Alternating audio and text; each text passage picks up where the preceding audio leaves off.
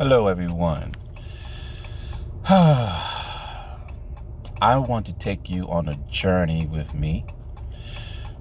This is new for me, this YouTube thing, but I think it's wonderful because you get to hear the thoughts of and opinions of other people, other than the people that you are surrounded with. It's a great way in traveling the world without really traveling the world. And I am an introvert. I'm a very private person. I'm a very low-key guy. Going through some things in my life right now. And I'm rushing to work right now, so forgive me if you hear thumping and what have you. I know I got my seatbelt on. I know it may seem unsafe, but the phone is pretty much stable. I got my hands on the wheel, so hopefully I'll get there safely. I'm always like 2 minutes before the time for me to clock in, which is not good. I'm trying to get better with that. And I've been late a few times, as a matter of fact, because I end up running into traffic and all that stuff. So, but they have so far been gracious, and they haven't fired me yet. But I'm trying to correct that error before they get there. But back to my journey. I'm gonna do a 21-day journey, starting with the idea of doing a watermelon fast. I've done fasts before. And one of the reasons why I'm doing a fast is I want to lose weight. I'm a black or white kind of person. I don't really I got to see immediate results.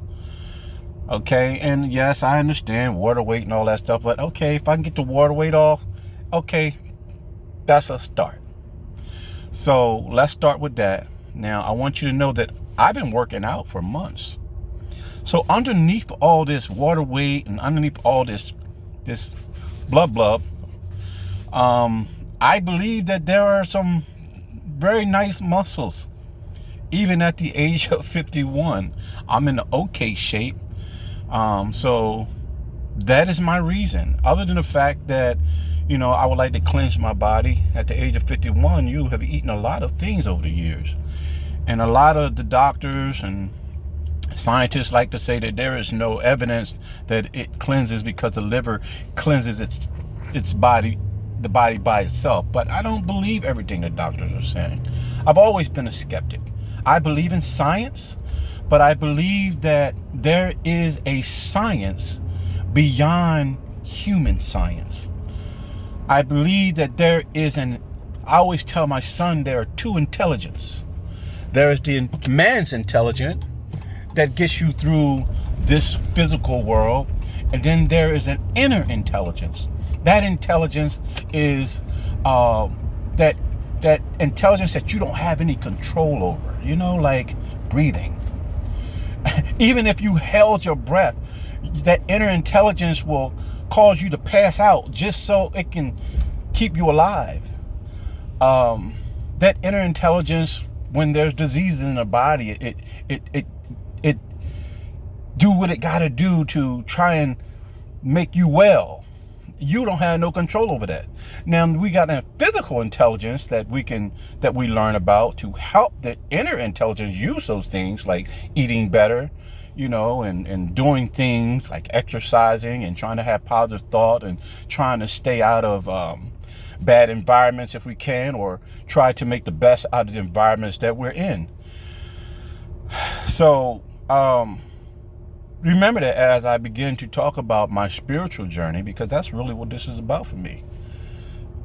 It's a spiritual journey.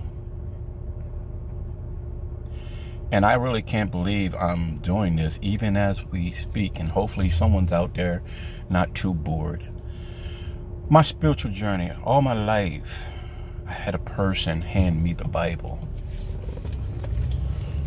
This thing right here.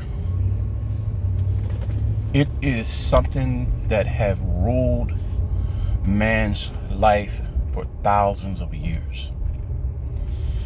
And I was very passionate about the Bible. And I've always believed in God. But when that Bible was given to me, not that I've never seen a Bible before, but that's my first time actually reading it. I was in my early 20s, 2021. Pretty much come from a broken family. Always believed that there was a power greater than myself. But this Bible have caused more problems than I would have ever imagined. Psychological problems. Not because there's something wrong with the Bible, but as I grew into my manhood, knowing who you are, knowing what you want. And for me, that took many, many, many years. Because see, when you're a child and you don't really have the guidance or the direction to help skip some unnecessary painful processes, I think it takes you longer to know who you are, and what your purpose is. If that makes sense. With the proper guidance, with your mom and your father working together as a team, you can help create a more balanced child, with more mental balance as they grow in life. Learn things like commitment and faithfulness and, stick-to-itness and, things that honor and dignity, things that mean something in life, right? Those adjectives that describe the qualities of morality. And we don't all have that.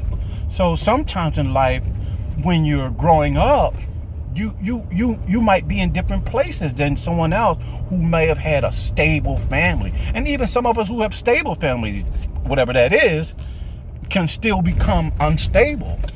You got to understand now, we can tap into the internet and, like I was saying, and pretty much travel the entire world. And it's not like the old days where your mom and your father was pretty much the light of the world. Now, our mommies and our daddies are Jay-Z, and and our inspiration is Michael Jordan, and people that don't even know you exist, but you are inspired by them. And mom and dad and all their things that they have to teach you kind of get pushed to the wayside. So you start, as the newer generation, I think, start having more respect for the things that exist in the world, actors and actresses and people who run really fast and sports stars, and that the simple things in life that matter, like your parents, I think, get less and less